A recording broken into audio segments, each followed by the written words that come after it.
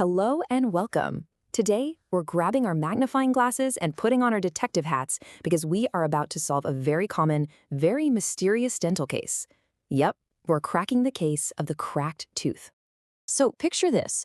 You're biting down on something, maybe a crunchy pretzel or an almond, and zap, you get this sharp kind of electric pain shooting through your tooth.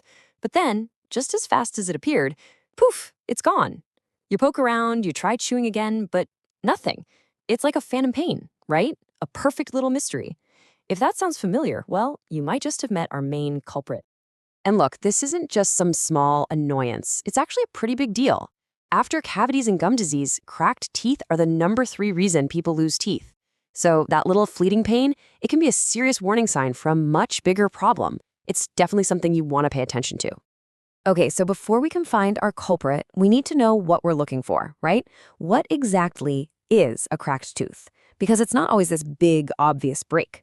More often than not, it's a microscopic fracture, a totally unseen enemy, hiding right there in plain sight. So here's the official lingo for it: a fracture plane of unknown depth and direction. I actually love that phrasing because it really nails the mystery of it all. Think of it like a tiny fault line running through your tooth. It could be super shallow, or it could be heading deep down towards the nerve. And that uncertainty, that's what makes it so darn tricky to deal with. So what clues does this culprit leave behind? Well, the biggest one is that sharp pain when you bite down. Or, weirdly enough, sometimes when you release the pressure. That happens because the tiny crack actually flexes open and closed, which, you can imagine, really irritates the nerve inside. It also explains why it's so sensitive to cold and why the pain is so frustratingly random. It comes and goes. All right, so we know what we're looking for. We know the MO, but how does this happen? It's time to line up the prime suspects. Our suspects basically fall into two main gangs. On one side, you have the non-iatrogenic causes. Yeah, I know, big word. It just means things related to your lifestyle, your habits, or just the way your teeth are built.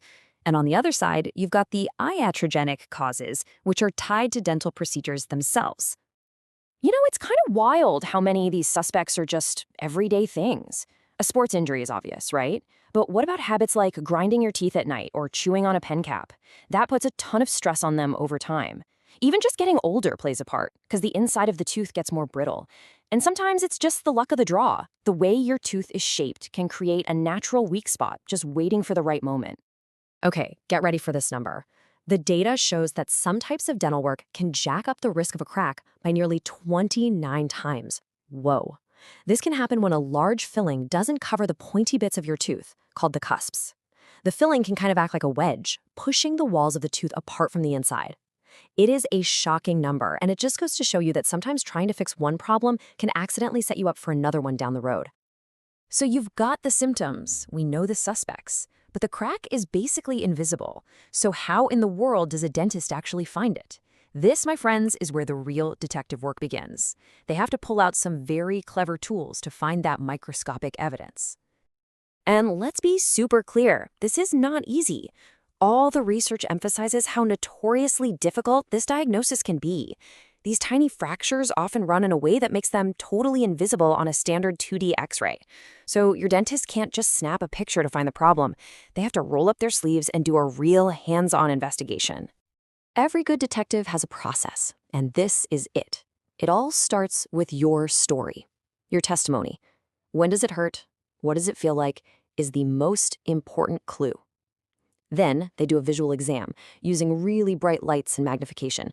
And finally, they try to replicate the symptom, carefully trying to make the pain happen so they can zero in on the exact location. And this is where it gets really cool. Check out the detective's toolkit. Transillumination is like shining this super bright flashlight through the tooth. A crack will actually block the light and show up as a dark line. Sometimes they'll use a special dye that seeps into the fracture and stains it. But my favorite is the frac finder. It's this simple little tool that lets the dentist put pressure on one tiny part of the tooth at a time until, zap, they've found the exact spot. Pretty clever, right? So after a super thorough investigation, all the evidence is in. The detective, your dentist, has found the crack. And now we get to the moment of truth, the verdict. Can this tooth be saved, or is it a lost cause? The outcome really comes down to this one simple distinction. If the crack is non-catastrophic, meaning it's just in the top part of the tooth, the crown, then the prognosis is good. We can fix it. But if the crack is catastrophic and it goes way down into the root or splits the tooth, well, the prognosis is poor, and that tooth probably isn't salvageable.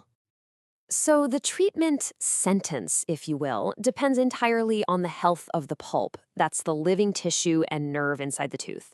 If the pulp is healthy, then great, the tooth just needs to be restored. But if that crack has let bacteria get in and cause some serious, irreversible inflammation, you're probably looking at a root canal. And, like we just saw, if the fracture itself is catastrophic, then extraction is often the only way to go. Now, for those teeth we can save, the number one goal is to stop that crack from spreading any further. The absolute best way to do that is to hold the tooth together, kind of like putting a cast on a broken arm.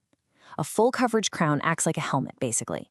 It binds all the cracked pieces together and protects the tooth from all the forces of chewing. Okay, we've identified the culprit, we've seen the investigation, and we understand the verdict. So for our last section, let's switch gears and talk about prevention. How can we stop this crime from happening in the first place? Here it is, your dental protection plan. A lot of this goes right back to that list of suspects, doesn't it? Stop chewing on ice or your pens. Wear a mouth guard for sports. If you're a grinder, a night guard is an absolute game changer.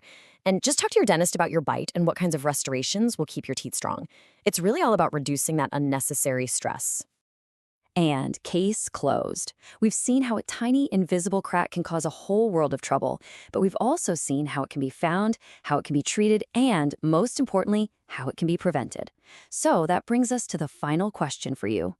Now that you know all the suspects, what's maybe one habit you think you could change to protect your teeth? Thanks for digging into this with us.